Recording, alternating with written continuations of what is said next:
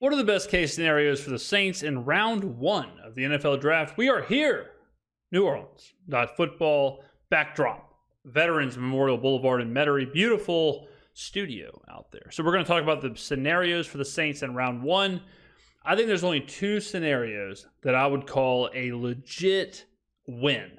Like, I am absolutely thrilled if they happen. Now, I'm not going to say the scenarios that aren't going to happen, like us, Caleb Williams falling to 14 or us trading up to get Jaden Daniels or Caleb Williams or something. That's not going to happen. So the realistic best case scenarios, IMO, in my opinion, one, we get Brock Bowers. I've made this a million times. It's actually getting traction. I'll say that. Look, ladies and gentlemen, I'm not going to say that I was the first one in New Orleans sports media to really be sitting here saying, like, I think Brock Bowers kind of makes a lot of sense for the Saints at 14. This whole idea, and I've said it a million times, this idea of impact players. You have to draft players who are going to be impactful immediately. And that's why I'm so against this idea of offensive linemen and random left guards and random third-string defensive backs and whatever else. You want to fill the roster with talented players who are going to make an impact. Okay.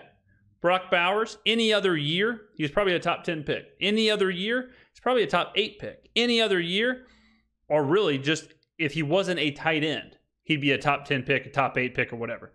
The fact that he's a tight end, I love it. We get a clearance on him, and he's an incredible player. Could be the next, Rob Gronkowski, Travis Kelce, whatever. He would be my number one, like, whoa, this is sweet, awesome. All right, we just got a huge big-time player. Number two would be if we traded down. If we trade down, get some draft capital for the second, third, fourth round, whatever, fill up some of those middle rounds since we don't really have a ton of picks in those rounds. A lot of our picks are in the fifth round.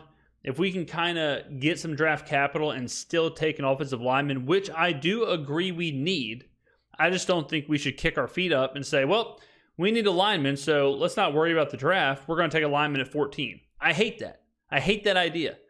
I'm cool with taking a lineman. I just don't want us to think, well, this is easy. Lineman fits. Okay, cool. Let's just, no worries. If we could trade down a couple times, or even just once or whatever, get the same level of lineman. And I want to, this is what I want to, let me break this down to y'all. Okay, I have this pulled up. So if you look at the linemen, and I understand these aren't, end-all, be-all type ratings, but this is from NFLDraftBuzz.com. So if you look at all the linemen, right? So Joe Alt is the top rated lineman, 92.0. Then we have 89.9, 89.0. All right, let's go all the way down to 10. Let's go to 10. So the 10th rated offensive lineman is an 87.1. Okay? Is there a big enough of a difference between 87.1 and 88.1 or 88.8 or even 89.9? I mean, 89.9 and 87.8 gets you the second rated lineman who we're expected to take at 14, Fashanu. A lot of people have said, let's take him at 14. So you could take him at 14, 89.9, or you could wait, trade back a few times, and get the 7th ranked lineman who rating-wise the difference is barely even 2 points. Okay? Again, I understand the ratings isn't gospel, but it just shows you the how an offensive line, they're really just all kind of the same. Like, they're really all just kind of the same player. I mean, right here, Brock Bowers, 91.1. If you went to the 10th tight end, you're dropping from 91 to 79. If you go to, let's go to wide receiver. Wide receiver, you go from 93.6 to 86.4. So really not that big of a drop there, too. I think that's a little crazy. But, you understand what I'm saying. That offensive line, I guess wide receiver really is kind of the same thing. Once you get past your really high-level wide receivers. But offensive line, that is my big thing with the O-line, is that there really isn't that much that makes them all stand out at the top there. So this is why I say we can deal with this later. We can trade down and deal with this. We can deal with this in later rounds of free agency or whatever. So those are the two situations that I would call the best situations for the Saints. Some of these scenarios aren't going to play out. We went through our simulation. A lot of these names we're about to talk about, they were already gone or weren't available. But if we had to go through one of these, and we're going to go through 5 of them here. Yeah. If we had to go through them, these are the too good to be true options. I consider all 5 of these options like we can't believe it fell that way, and we really mean it. Not just, hey, this is exactly what we wanted. These are 5 truly exactly what we wanted. What I want to know is what consensus we reach on what is the top choice. Like if we're sitting there in the draft room saying this is the absolute best case scenario, and we're going to start with Olu Fashanu. He's a Penn State left tackle. This is obviously the Saints' #1 need. We all agree on that. We just did a show Monday where we said what can make or break the Saints season, and we picked the offensive line as the #1 thing. And this guy is just a stud. I mean, there are Teron Armstead comparisons out there. He's a true left tackle. Not everybody is. And a lot of people are mocking him to the Saints right now, but I think those are people who are just trying to find a spot for him. I feel like it would be a too good to be true if he actually falls to 14, but that's a run the card to the podium scenario, right? This is exactly what I'm talking about. This is the boring, lazy, no creativity, 1975 style of running a team. We need an offensive lineman. Who's the top offensive lineman on the board? Fashanu. Ooh, okay, cool. Plug it in. It's so like this right here. Look. When he said Teron Armstead, it's like, if I could have Teron Armstead or Travis Kelce, I'm taking Travis Kelce. If I could have Teron Armstead or Sam Laporta, I'm taking Sam Laporta. Obviously, I'm talking about Brock Bowers. We got to get out of this. We got to get out of this mindset of like 1 + 1 = 2, where we need an offensive lineman. We're at 14. There's an offensive lineman there. Cool, draft him. Just like I showed y'all. Fashanu might as well be the 6th or 7th rated offensive lineman. Is Fashanu so much better than a 6th or 7th rated offensive lineman that you don't want to gather a couple of 2nd-round picks or a 3rd-round pick, or however the picks work out to trade down? I don't want to oversimplify this, but Fashanu is not going to make or break the Saints season. He would have to be a legitimate Hall of Fame level. You know a good example? A great example of what I'm talking about is Joe Thomas. Joe Thomas for the Cleveland Browns. Hall of Famer, never missed a start, one of the greatest offensive linemen to ever live. And how did that work out for the Browns? Not great. Not great at all. You know what it took for the Browns for them to make the playoffs? The quarterback to be above average, Baker Mayfield. So you could have Joe Thomas, Hall of Famer, superstar, never missed a game lineman. You could nail that pick, absolutely nail that pick, and be completely ass with a capital A for years. Or you get a quarterback playing above average and boom, you go to the playoffs. Fashanu is, I'm sure he'll be good, but there's 10 different Fashanus in this draft. And if we kick back, I was about to kick my feet up, but I'm not wearing shoes. And I'm not trying to start an OnlyFans, okay, ladies and gentlemen? I'm not trying to get feet pics on the channel. I know this is a family channel. A lot of people watch this with their family around the dinner table. They put my videos on. They enjoy a spaghetti. They enjoy a lasagna. So I'm not showing the toes today. There's a million Fashanus. I don't want us to kick back and say, it's easy as that.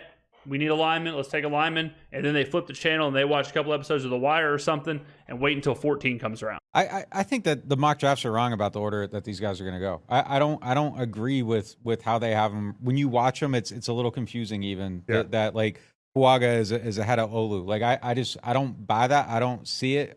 I watched them today. I thought Olu. I think he's far and away a better prospect. And all of them, he's kind of following. It's like, well, we'll just throw him here after Latham. And like, I like him more than Latham. And that didn't start happening until like 2 weeks ago. He used to go in the top 10 of like every mock I saw until about, I don't know, March 20th. It's nothing he did wrong at the combine or whatever. I think a couple more quarterbacks have moved up and they've like, oh, now where do we put Fashion? Exactly. When you look at the early mock drafts, you start seeing offensive linemen, you start seeing whatever. if you go look at the earliest mock drafts, J.J. McCarthy is like the 23rd overall pick. What happens? A bunch of teams say, we're going to take quarterbacks and wide receivers. I just heard the Jets. I was listening to a podcast earlier. They were talking about the Jets and the Titans, 2 teams. And they were like, these 2 teams desperately need offensive linemen. But we're hearing the Titans are going to go wide receiver at 7, and we're hearing the Jets are going to go Brock Bowers at 10.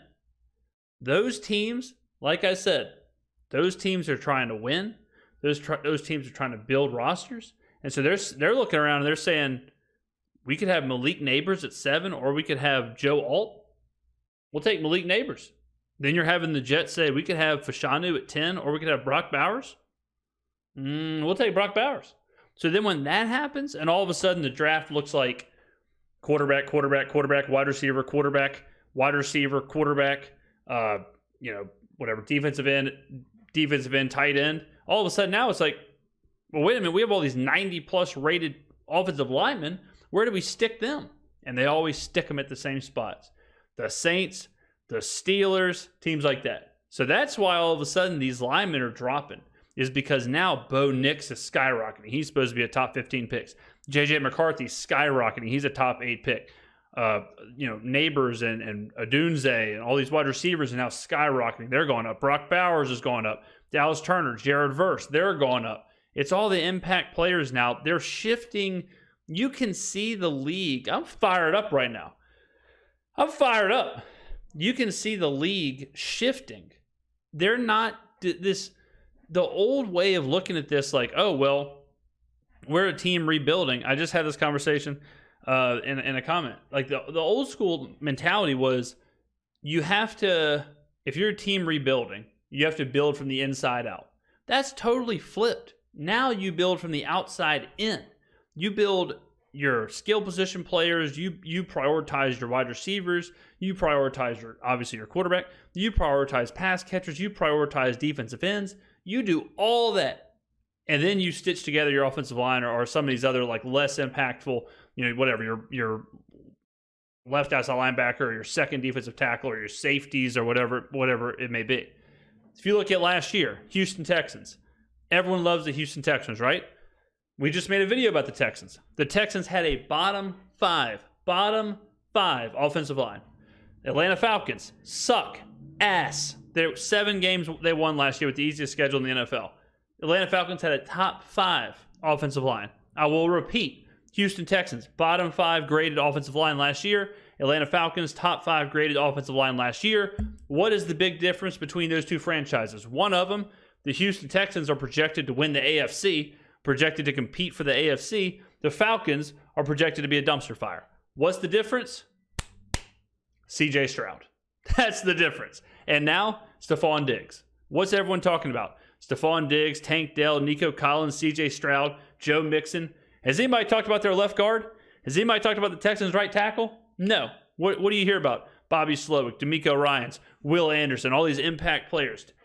What about their center? Who the hell cares? Wake up. Wake up, Peter Pan. Same with the Falcons. Is anybody saying, man, the Falcons might make a deep run? They got a great offensive line. No. They're sitting there saying, hey, the Falcons won 7 games with the easiest schedule in the NFL. Why? Oh, they have Desmond Ridder and Taylor Heineke. But what about their offensive line?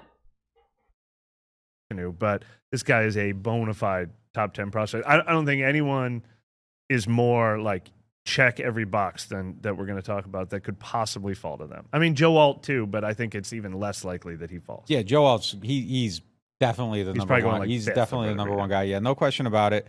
I'm a little bit confused about how they have some of these guys, right? Like to me, it's all Olu, Latham, Fuaga. Like I even like Guyton, I think, more than Fuaga. Like they're just flipping a coin. They're flipping a coin because the offensive line is hard to judge. Offensive line is hard to grade.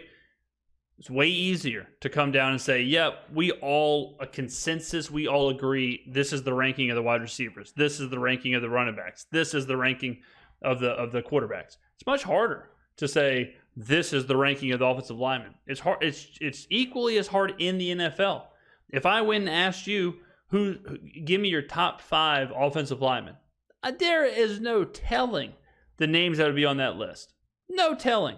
If I said, give me the top 5 quarterbacks, if I had 100 people, 100 NFL viewers, and I said, give me the top 5 quarterbacks, I bet 3 of them, probably even 4, are going to be the same names. You may have, someone may put someone at 5 that should be 6 or vice versa, but for the most part, it's going to be the same people.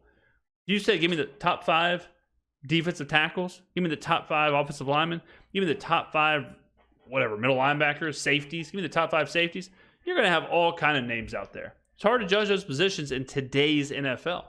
I kind of like Guyton too. I don't know that Fuaga is like your left tackle. He doesn't. I don't see it necessarily, and I could definitely be wrong. But just watching him, it kind of felt like, why are we having the conversation in this order? And I kind of like started asking questions. I don't know that the mock drafters see it the same as the league. Like, I think the league might see it a little bit differently than how some of these mock drafts look. And then that happens a lot. One of the things that happens with these things is that there's a lot of groupthink that kind of sets in too, and especially among analysts. Yes, because teams share information with each other, and they share information with analysts. I am not mocking the people that do. The people that do this are incredible at what they do. I think they're a bunch of scrubs. Most of the people who do these mock drafts. There's a couple good ones. There's a couple legit ones. But most of these guys are acting like they're mock drafters, and they're out there just compiling the mock drafts and spitting out an average. They're not watching tape. They're not making a decision. They're not originating a thought. Some of them are great. Some of them are, compilers. There's 2 types of mock drafters in today's day and age. You got, besides the scrubs, you got the mock drafters who are going off of straight up team information.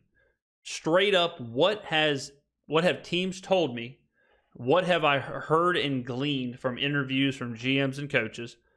That's one set. Then you have the set of mock drafters who are basically saying, like, I'm scoring these prospects, and I am going to pretend like I'm drafting the picks. I probably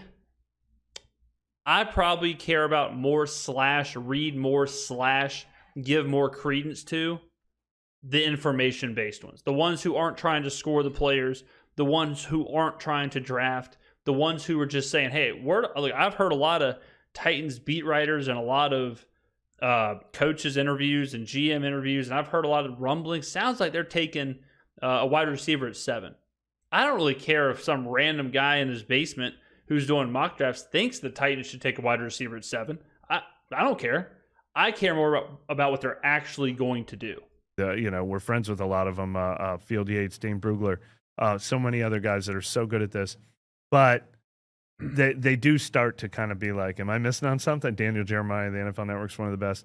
Like, that guy started having that guy in his top 10. If I have him at 35, do I want to be out on that limb? That definitely takes over. It's very similar in like fantasy rankings too. No doubt about it. And look, I think the greatest draft analyst of all time was probably Mike Mayock, and he went and ran a team, and we kind of, you know what I mean? So like, there's a level of information that kind of comes out, and then look, a lot of the consensus, like it's interesting how it forms. Like there's these services that kind of work for the entire league that the teams pay toward. And they kind of do like the initial ranking of everyone, and I think that sets the stage a lot of times. And I think people kind of get slotted, and then like there's probably there's a handful of teams that kind of see it a different way, and then like they go different, and it's like, oh wow, they reached or they missed, and it's just like, no, that's just kind of how it looks. And I just think personally, when the draft happens, I just have a feeling that these guys are going to come off the board differently than how it looks right now. I agree. They will, I'd be pretty surprised if Fashanu is not the second offensive lineman out.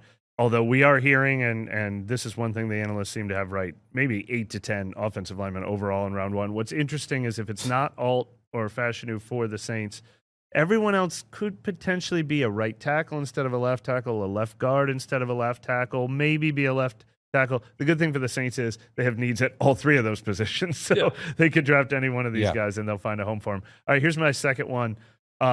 This is another one that I think a lot of people consider a run the card to the podium guy for the Saints, and that's Brock Bowers. Hold on, back up. Out of the 5, where do you rank this in terms of? I better get credited for this Brock Bowers thing. I've been leading the Brock Bowers. I've been leading the Saints should draft Brock Bowers for weeks now. Weeks of like getting. Well, we're gonna go through them all. I'm gonna rank them as we go. Yeah. Well, right now I think Fashanu is obviously the one to beat. We haven't gotten to anyone else yet. I got it second on the list. So like this is 2 out of all the scenarios. Okay, this is 2 for me. Okay. Yeah. If Nick puts Brock Bowers at 1, I'm going to be very happy. I'm going to be thrilled to the moon if Nick puts Brock Bowers at number 1. Yeah. Well, Brock Bowers. Does Brock Bowers pass up Olu Fashanu for you? He's the Georgia tight end who I'd say maybe 30% chance he falls to the Saints at 14. He's obviously that big pass catcher. He's filling the tight end need that they have. I think they got to come away from this draft with a tight end. No one else would help their passing game as much as Brock Bowers, but they just need a body in there. They need a young player in that room. So this is another one that it's kind of a tough call between these two guys. How do you rank them? So, yeah, look, it would be tough to pass him up. And if he's there, I think you kind of got to take him. The problem with this team is I don't know that you have the flexibility. And if you have the good tackle versus a tight end and they're both sitting there, I don't know that you can go with the tackle right now because we don't know the rest of their plan and they need 2 offensive tackles. So I think the tackle has to be ranked ahead of Bowers, but I think. Come on. We got free agency. Come on, man. We've got plenty of people out there. We got free agency. We've got whoever. You can go find a left tackle. You can go find somebody that wants to play. Go get DJ Burns, North Carolina State basketball player. Whatever. Draft him in the 7th round. Make him your left tackle. We can find somebody. You can't find a Brock Bowers. Take Bowers now. Take the offensive lineman either in free agency in the 3rd round, get a 3rd round draft pick, boom, bada bing, bada boom, realest guy in the room, or free agency, left tackle, next year, take a offensive lineman in the 1st round. Don't pass up Brock Bowers.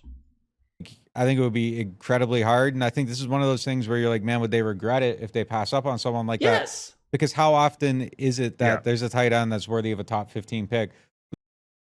Ladies and gentlemen, I will say this again. If you could draft Joe Thomas, who played 11 seasons in the NFL and did not miss a start, he might have been like a 10-time Pro Bowler. He is a first ballot Hall of Fame left tackle.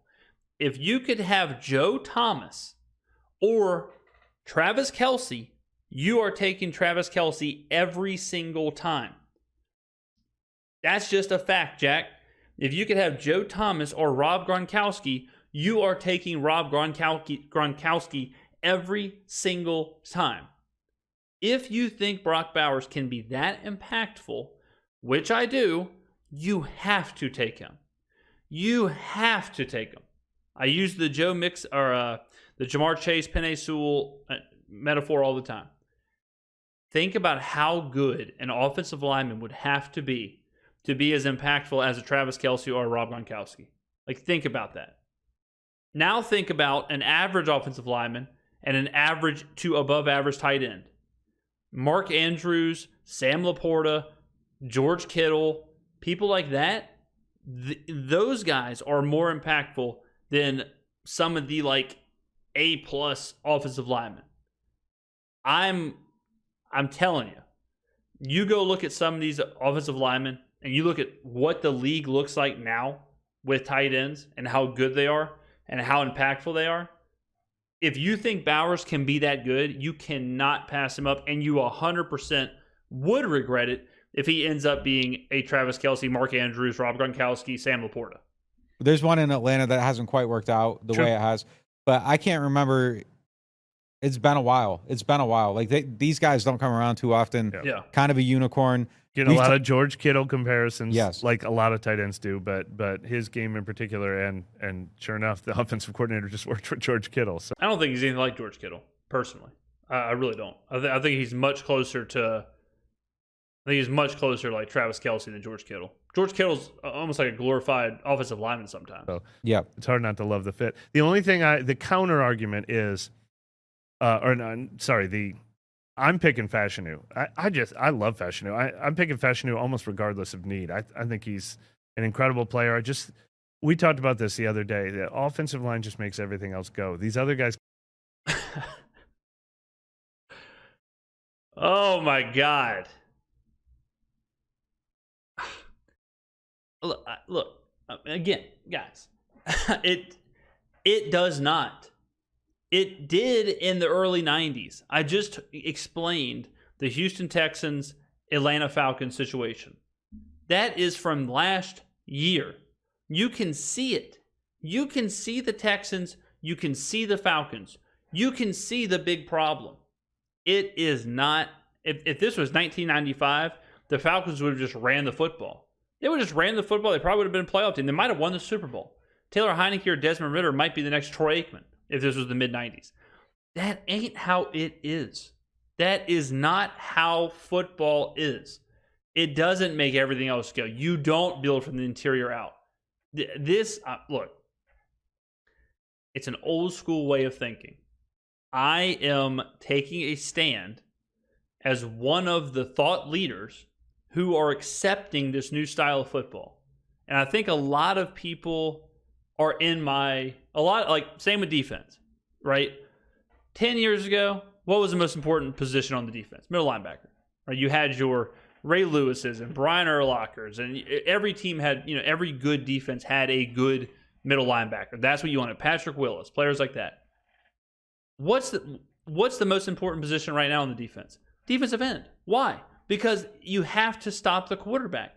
You have to be able to rush the passer. Things shift, things evolve. They do. Right now, we are seeing a huge evolution in team building.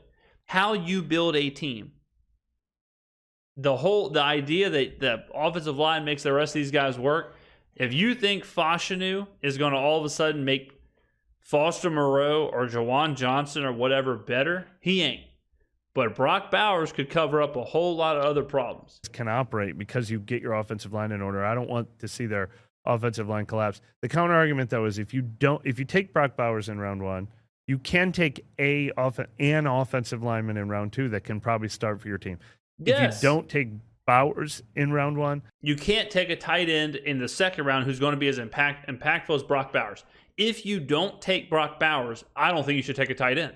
If you don't take Brock Bowers, just whatever. Just get get Mercedes Lewis or whatever free agent tight end journeyman is going around.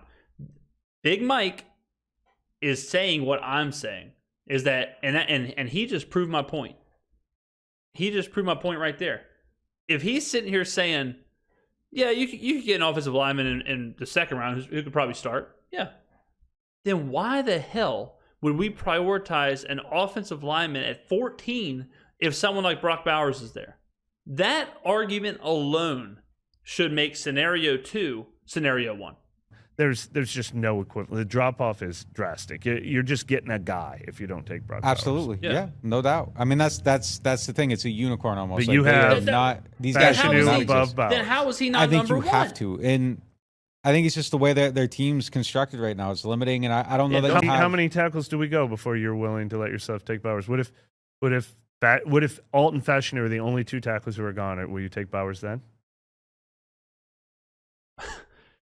Like I said, if you go back to the joke, I would love to ask Mike. I need to call in to the next live show. Somebody ask for me. If you're watching the next live show, ask per me. Be my mouthpiece. Say, James Skrmetta, the superstar, the fastest rising. You can put all the adjectives, but just say, I would like to know if you could take Joe Thomas or Travis Kelce, who are you taking? And if they say Travis Kelce, which they will, then you got to take Brock Bowers. Latham. I don't love any of the other ones. Like I think you can wait till the second round on some of them. So I mean, if the top Bowers 2 are gone, be, I think you can still get one at 45. In another year, that guy would probably be the 20th pick. But there's, like you said, 7, 8, 9, 10 of these guys that are just which means the value is still going to be good because not everyone's going to, people are going to take other things. All right, well, along the same lines then, I have yet to see a mock where Rome Odunze, the Washington wide receiver, falls all the way to the Saints, but he's that absolutely is not happening. Flirting with it now. Like I say, every time somebody puts J.J. McCarthy up in there, there is no way this happens in their top 10 as a 4th quarterback, or some people are even putting 5 quarterbacks in their top 13. He is kind of the consensus 3rd receiver, so there is potential. Like sort of the Marshawn Lattimore draft where there's just a surprise and somebody that everyone had in their top 5, 6, 7 falls. He's a guy who could fall. He could be that possession receiver. He could be that X receiver. If he falls to 14, you probably got to take him. I think he's going to go 7 to Tennessee, but I've heard it sounds like the Cardinals are going Marvin Harrison Jr. It sounds like the Giants are interested in a wide receiver, and it sounds like the Titans are interested in a wide receiver. I would be absolutely befuddled if Odunze fell to 14. But if he did, you got to take him 100%. He's not. I'd probably rather honestly, if he fell to 14 and it's him and Bowers, you might have to take Odunze. That would be crazy if he fell. Quite the Brock Bowers size guy, but obviously can fill that need as a pass catcher. Do you like him better than these two guys if he falls? I've said it before, like all things being equal, I got to take the tight end ahead of the wide receiver. So I would take Bowers before him, I think, and I might end up regretting that down the line. Right. I think, I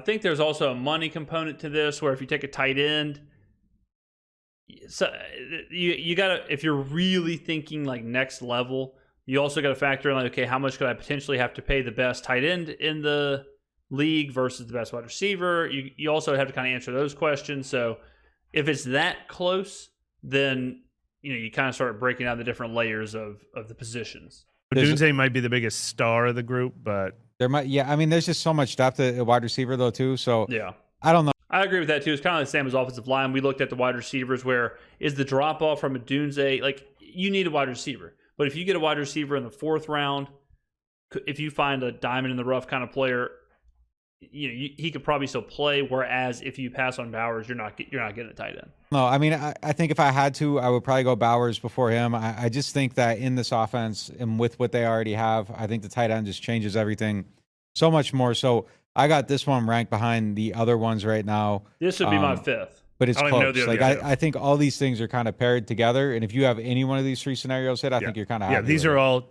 We're wasting a lot of breath because these guys, everyone's going to be like, Nick and Mike got me so excited for all these guys, and then they're going to go 5, 6, 7, 8, 9 in the draft. But it could happen. I agree with you. The tiebreaker for me is that I think of these 3, good wide receiver, not a great wide receiver, but a good wide receiver is the easiest thing to find. A 2nd-round receiver, agreed. A 4th-round receiver, and they already have some pretty good receivers on the roster right now. There's just those 2 other ones are more unicorns to me. That stud left tackle and certainly that stud tight end. So I have the same thing. Fashanu, Bowers, Odunze right now. But now we have somebody, I don't know if this is your number one. There's 2 scenarios left. Dallas Turner, the Alabama defensive end. Look, is arguably the Saints' 2nd biggest need.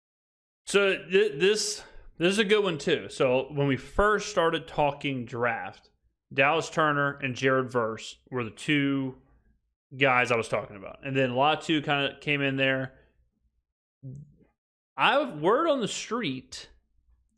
So everyone is mocking Dallas Turner to Atlanta. I've heard that Jared Verse may be Atlanta's guy. So, I was pretty high on Verse 2 months ago, but I like this idea a lot. This would be my number 2. As far as like player, like as far as positions.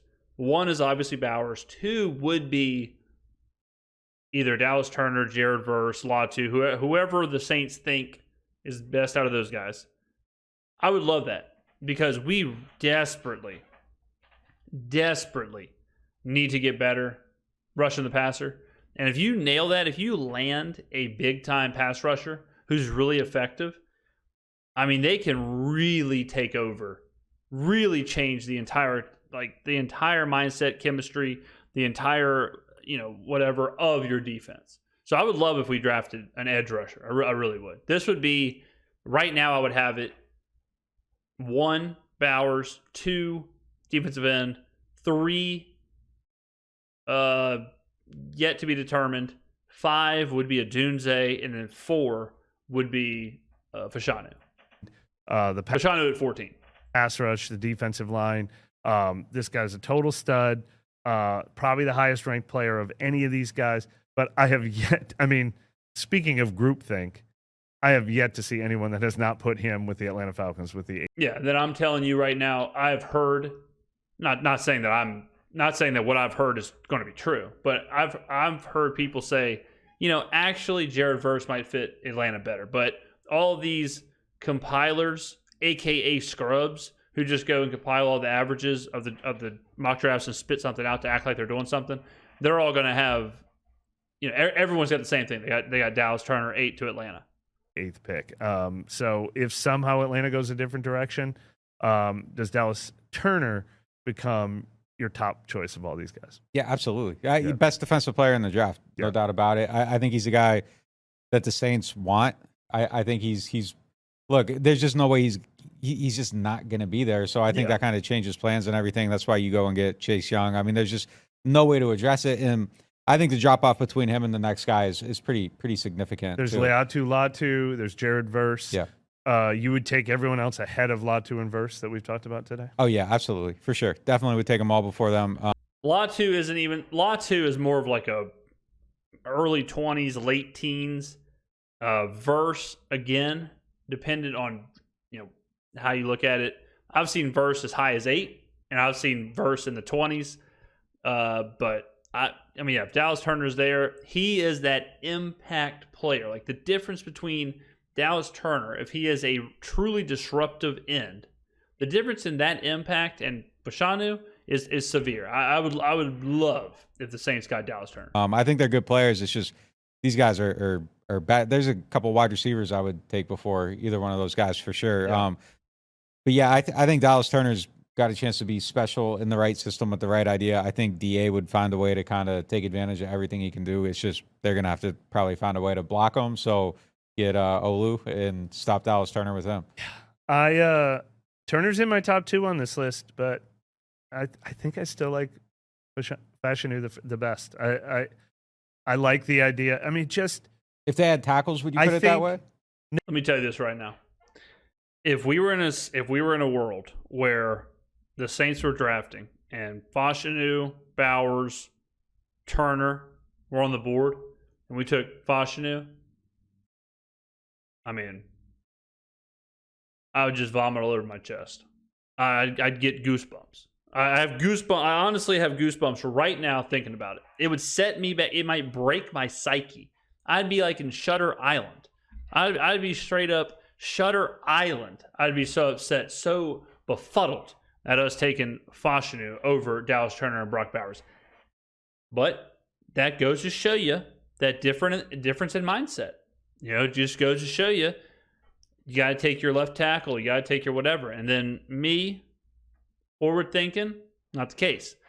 So if Turner's there, my God, I may move out of New Orleans. If Turner and Bowers were there and we took Fashanu, I might move. I'd probably be gone. I'd be in Vegas. I'd drop anchor in Las Vegas. This would be a Raiders channel. This would be a Las Vegas Aces channel. Golden Knights. We changed the whole thing. No, I think it's a tiebreaker for me. I think Fashanu and Turner might have the same grade for me. That's why.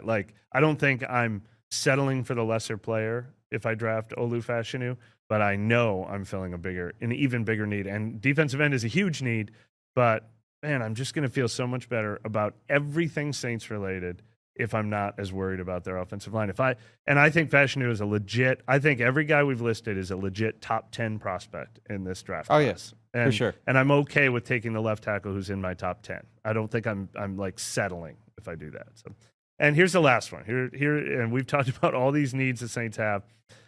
Howie Roseman wants to move up from 22, and he calls and he says, Mickey, this time I'm going to overpay. I know you've gotten me a few times on the trade value charts.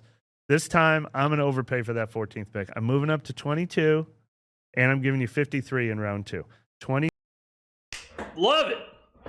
Thank you, Howie. This is exactly what I was talking about. Trade down. You get a second-round pick. Take your offensive lineman there.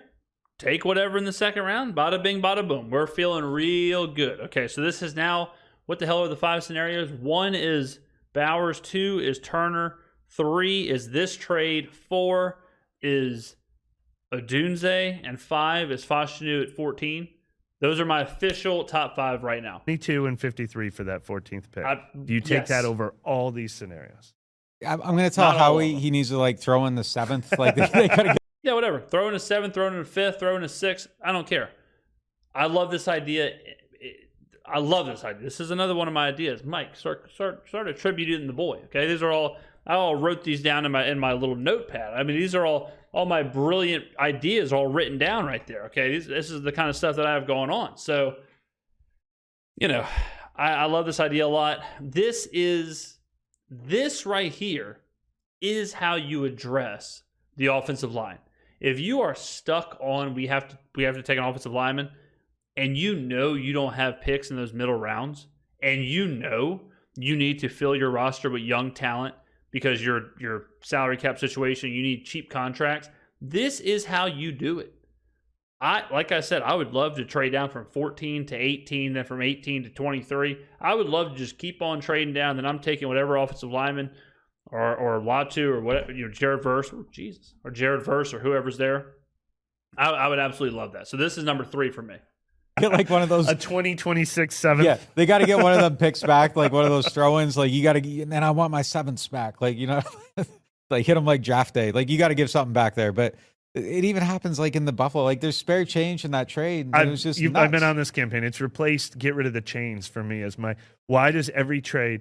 What charts are they going off? This is not a mandate. You do not have to trade your 2026 7th for their 2025 6th to even these things out. Just like it's stop nuts. the madness. I don't understand why they do it. Like who can, half those guys are probably sitting there like, damn, we gotta like pick 237. Like we gotta sit here till the Some end. people are trying to probably get rid of 7th. I know. No. I hope the Saints do it this year. They got a lot of late picks. They do. But yeah, look. It's tough for me. It's tough for me to go to this. I mean, I think some of their positions in need, if you move back, you can still get a good player. Like if you want a wide receiver, if you want an offensive tackle, you can get those by moving back. So this is a great draft to move back in if you want to. Yeah. It's just always it's so easy to say to move back and assume that like they're going to get more picks and but the truth is you get a player you believe in more if you kind of pick where you're at. Yep. So yeah, but it's always hard to say we should trade down because then it's like who are you trading with? What do you get? What does the pick end up being? What is the pick you lose? Like all that stuff. So this is just like a super hypothetical, but I do also agree this is a draft where you can do that because there are top end players like Dallas Turner, Joe Alt, but then the version of them at pick 21, 22 is not that far off. If you take whatever lineman is there at 22, or if you take Jared Verse at 22 or Latu at 22, all of a sudden it's like, well, that was pretty similar, and we absolutely did need the draft capital. I've said, as far as the Saints, their biggest needs are offensive line, edge rusher, and draft picks. Like those are the big things. So if you can knock off 2 of those with one move, I love it. I don't know. I don't know what the right answer is here. It's right if it works. It's wrong if it doesn't. I covered a team for many years that traded back every single draft, and they drafted terribly. And they didn't hit on those guys. They drafted terribly. Everybody said trade down because Bill Belichick does it, and then you go through, and he didn't hit on them. And you know what? I did this study once on that because I've covered the Saints for a long time, and everybody's do what Bill Belichick does. The one time that he nailed his first round pick was when he traded up for Chandler Jones. Yeah, he did. Yeah, he did. That's right. Yeah. Does anybody want to know why the Patriots failing in all their draft picks didn't really matter at the end of the day? Anybody? Would anyone like to guess why it didn't matter that the Patriots were just drafting bust after bust after bust and none of them panned out? Was it because of their stellar offensive line play? Or was it because they had Tom Brady? Seeing a bit of a theme here. Look, it's easy to say it, and if you hit on them, it's brilliant, and if you don't, you don't. I think the draft is super inexact, period. I think if you go through and look at anybody's history, like everybody's bad at drafting. Nobody's really actually good at it. No philosophy. The only good philosophy is the one that works, and no one knows what's going to work. But again, if you're trying to play the odds here and pick up just assets, and you're saying, okay, there are 10 first-round offensive tackles, 7 first-round offensive tackles. We're taking one of them no matter what, and the guy we can get at 14 isn't going to be that much different than the one at 22. Then I think you do it. But I think just trading back as a general philosophy. Yeah, I don't like that as a general philosophy. I don't think the idea of like, let's just keep trading back, because the draft is, at its core, it's a way for you to get talented players on kind of a cheap contract. So if you keep saying we're not going to do that, we're just going to keep going back and keep getting these picks, all of a sudden it's like, damn, we just have a bunch of average players. Like we just drafted a bunch of average players with all these picks. Like if you go look at some of these like trades that people say are like horrible trades because one team got like 6, 7 first round picks or whatever, and then you look at the picks, you're like, man, none of these guys panned out. Like none of these players were good. It's amazing if you go through a first round and you see like, man, 25 of these 32 picks are just average players. Like there's some drafts where you'll go through like the first 2 rounds before you find a Pro Bowler. And then before that draft, there are people saying like, you want draft picks, you want capital, you want assets. And you look at the who went, and you're like, man, I could have had picks 6, 7, 8, 9, 10, 11, 12, 13, 14, 15, and all these guys are busts. I could have had 10 first-round picks that year, and it wouldn't have mattered. So the draft is inexact. I think draft picks are overvalued, just like I think salary cap conversation is overvalued. Picks don't mean nothing. The player means everything. Just like we talked about with the Rams and Isaiah Pacheco for the Chiefs. Pacheco, Kyron Williams, Puka Nacua were all drafted after the 5th round. So I will happily take Puka Nacua over, I was about to pull the guy. He had a name. It's going to come to me. He had a name. He was a wide receiver. I think he went to Maryland. I believe the Raiders took him like 7th overall. I'm talking like Madden. I'm talking like 2011 draft, somewhere in there. I think he had a weird name. I think his first name started with a D, and it was like a name hyphen name last name. Oh my God, it's so close. I'm going to think of it like immediately when I cut off the video. But I would much rather the Puka Nacua in the 6th round than that guy 7 overall. So the draft is kind of a weird thing in that sense. Right. Isn't always Completely the best idea. You need to have like an actual plan of action instead of just saying, we're going to just maximize the assets and hope for the best. In some ways, like I get the theory behind it because everybody's wrong about everything, but you have to believe in your scouting at some point. Yeah. And agreed. I don't think the way the Saints have drafted is great, but at least like they believe in what they're doing to some extent. And I think agreed. Good video. Whew, long video, almost an hour long. My fault. Didn't mean to keep y'all for an hour, even though, come on. This is some high-level entertainment. Get on down there in the comments below. I'll be down there. Rank those 5. Rank these 5 scenarios. Do you agree with me? Which, off the top of my head, man, this name is so close. I'm Darius Hayward-Bay. Bah! Guys, I'm on a different, I am, get on down there in the comments below if you made it this far in the video. And I want to just type Darius Hayward-Bay down there. Who else? Who else? Let's just look at it. Let's look at it. Does it get any better? Does it get any better than me? Where was he drafted? Oakland Raiders, 7th overall, 2009 draft. Where did he go to college? Maryland. Guys, think about this. No prep, no notes, no nothing. What's in front of me? The small statue of a little dog, some Xbox controllers, my notepad with no notes on it. This is for editing. And I'm sitting here, and just out of nowhere, I pull a complete bust who didn't do nothing in the NFL. And just like that, bam, what's his name? Where did he go to college? What was his damn pick number? 7th overall. Who else knows about Darius Hayward-Bay? I'm telling y'all, we are on a different level. Sometimes I even surprise myself. Thank you very much for watching. Get on down there and type Darius Hayward-Bay if you made it to the end. I will see you in the next video.